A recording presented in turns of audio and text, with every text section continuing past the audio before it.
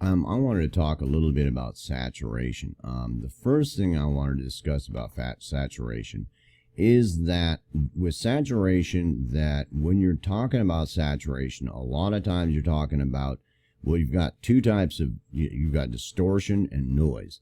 And the first one is what we're going to talk about here is distortion. Now, when you're dealing with analog equipment, that most of the time you're dealing with overdriving the amperage capabilities of the circuit and overdriving the speed capabilities of the circuit, which a lot of times can work out to basically varying degrees of a square wave or a triangle wave. Now, with that in mind, that when you're dealing with a saturation plugin, that you don't know exactly what harmonic content it's adding. Sometimes you can really see what it's doing, and sometimes you can't really know exactly what it's doing. When they're talking about emulating some console or some this or some that exactly what it's doing to the audio, it doesn't change. I mean, when you put a reggae song in there or a heavy metal song, the only thing you're going to do is be able to either soft clip it, hard clip it, in varying degrees most of the time. And basically that's what it's doing. And saturation plugins are great. Don't get me wrong. It's just that they're a lot of times not very specific. And there's a lot of distortion plugins out there, saturation plugins, that are really cool. But the basic understanding of what is you're trying to do, sometimes they're trying to make it just a little more complex than it needs to be, because you're trying to get something to glue your mix together, or to add a little bit of bite or softness to some track or vocal. Vocals are a prime example. You've got some vocalist and you've got your $30,000 microphone that that does this really cool, that sounds really good with them, and it has to do a lot with there are the EQ aspects of microphones like that I didn't even deal with, because you want to get it clean as capture as possible, in my opinion, and then you EQ it the way you want for that vocalist. I mean, that's the, if you're waiting for the microphone to do it for you, that's great. But, I use the EQ. And when I want saturation, I don't want to have to change 10 different microphones or whatever to try to get some kind of saturation in there. I want saturation that's going to complement that individual or that instrument or what I'm working with, and to build that saturation for the instrument. And it's not that difficult. Most of that, if you've watched most of the videos on this channel, you should have a pretty good understanding of what I'm talking about when I say that. But basically the concept of it with the saturation is you've got a sine wave and you're trying to disfigure it. That's going to cause harmonic distortion, some type of harmonic distortion. You can disfigure it in all kinds of different ways, and you get the wave shaper and twist it all around sideways, to where it's, it looked like, what the heck is that? Well, it's a distorted sine wave, which basically your complex waveform is a distorted sine wave. It's a sine wave that's been distorted, how it comes, what it is in the actual DAW and in the formatting. And then it interprets that as a distorted sine wave and changes as it goes through time. And that's an easy concept to understand. And some people, once you get a hold of that concept, then you got it. Getting a hold of that concept it isn't that difficult, because the concept's very easy. That it's basically a sine wave that's distorted over time in different ways. That basically is your song. Does that make sense? So the thing I wanted to address here really quickly is, I want to just, this plugin is a free plugin. It doesn't cost anything. You buy one issue of Computer Music Magazine, you get this plugin. Now, there's lots of other ones out there that you could buy, I guess, and whatever, but, the basic, if they'll do this, you're good to go. Does that make sense? Now, if you want to get into some very complex distortions, that's cool, but sometimes distortion, when you start messing with harmonic content, you can get lost in it. And when you're dealing with saturation, you want harmonic saturation in your track, and you don't want to sit there and sculpt some, off the wall sine wave, because first of all, if you mess with it too much, you really don't know what it's going to do to the complex waveform that is your mix or your violin. That, it might not act the same on a violin as it does some lady's voice or the piano. Does that make sense? Whereas if you come at it from this way, that with those two types of distortions dealing with varying degrees of a sawtooth wave with varying slopes and varying caps and degrees of caps and triangular distortion, bringing the slope in rather than out, and capping that for clipping type of distortion, that you've basically covered the basis of analog type of distortion, or those two types of distortion that I mentioned.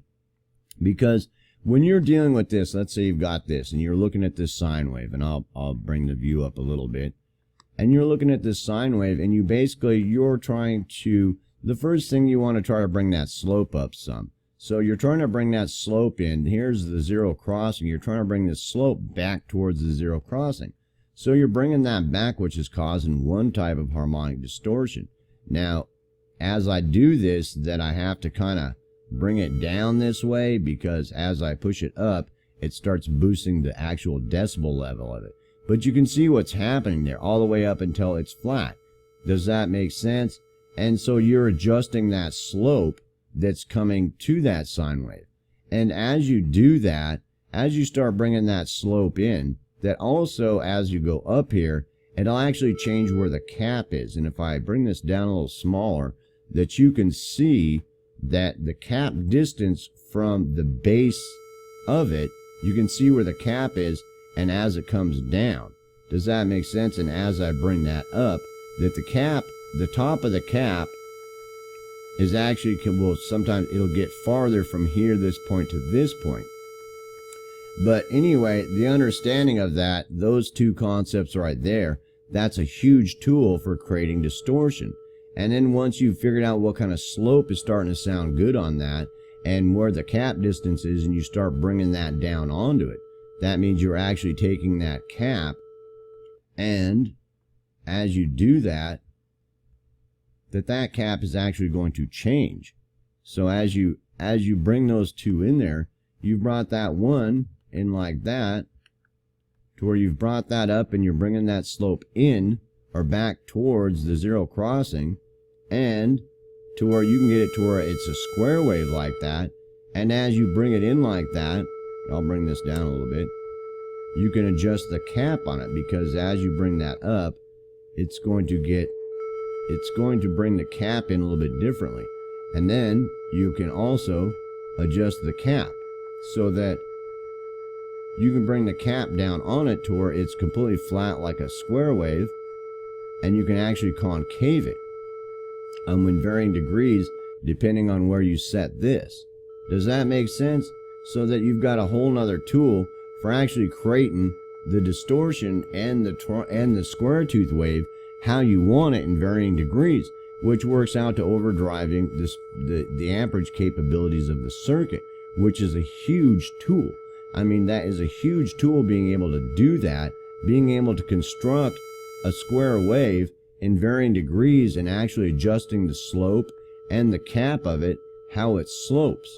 And as you adjust that you can actually change all those parameters of the cap, how the cap is starting to come down on it, how the slope is going out or coming back in more towards a sine wave, and actually clipping the top of it and cutting it off to actually create a complete square wave.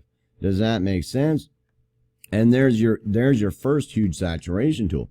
And the other one is that as you have that you can actually bring that up to where you're dealing with something that's more along the lines of trying to bring that to where it's more of a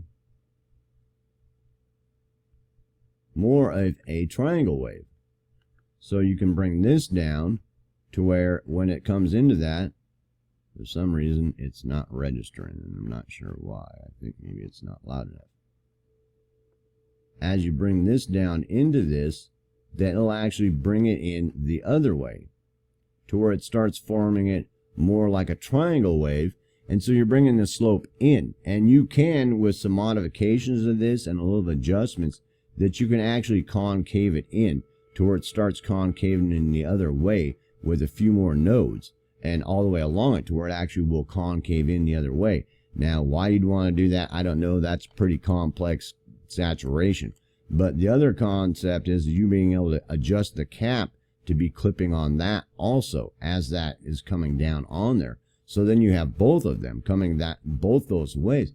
And that's a huge tool, because now you can actually address both those types of distortion and saturations with that plugin like that. And for a reggae song or a heavy metal song or a pop song, the saturation that's going to work on that real well is going to be different.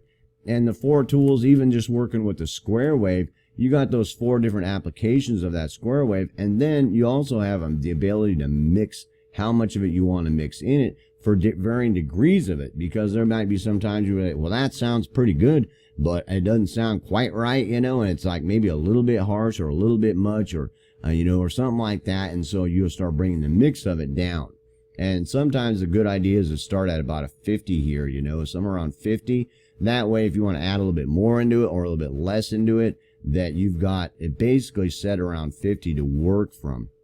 And that tool right there, even with this free plugin, that you've basically covered your harmonic distortion and the possibilities of the harmonic distortion. You can get into all kinds of other types of distortion you can even put distortion plugins on a track, and for varying degrees of it.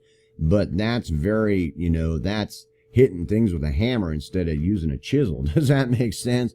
And this is more heading towards trying to do it with a chisel to really sculpt that saturation that's going to work for that entire mix, that you're trying to glue that mix together with a saturation that's complementary to the whole mix. And it's more likely going to be different for different genres or different songs.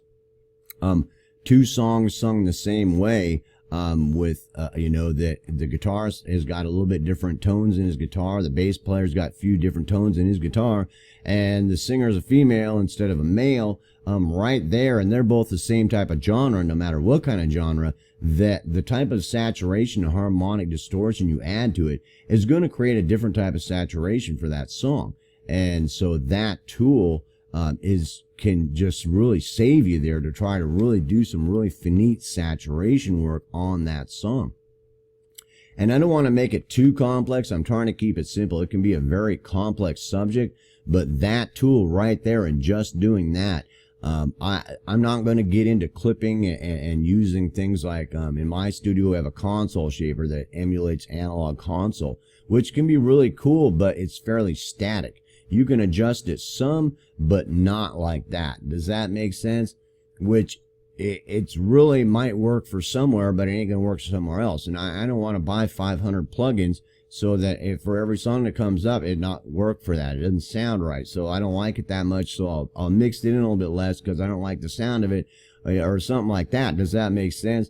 Instead of going, well, no, the saturation is a little harsh there, or it's not quite dirty enough. And I go between those 2 different algorithms of a square or a triangle wave and find the saturation that actually is really complementary to glue that mix together. And that takes a little bit of time doing it that way, but to really do a good job that, that it works really well. And once you've got a few down, you've got a few presets that you can go jump into and say, well, let's see, that sounds a lot like that one. Let's see how that sounds and how that, that's Bob's preset from that song. And you can get or reggae or heavy metal or country or whatever, but don't just remember that it's more likely, you might have to change it a little bit for each song. And you'll notice that the harmonic distortion that you cause, to become more complementary to the song is what you're trying to shoot for. And so I just wanted to address that really quickly.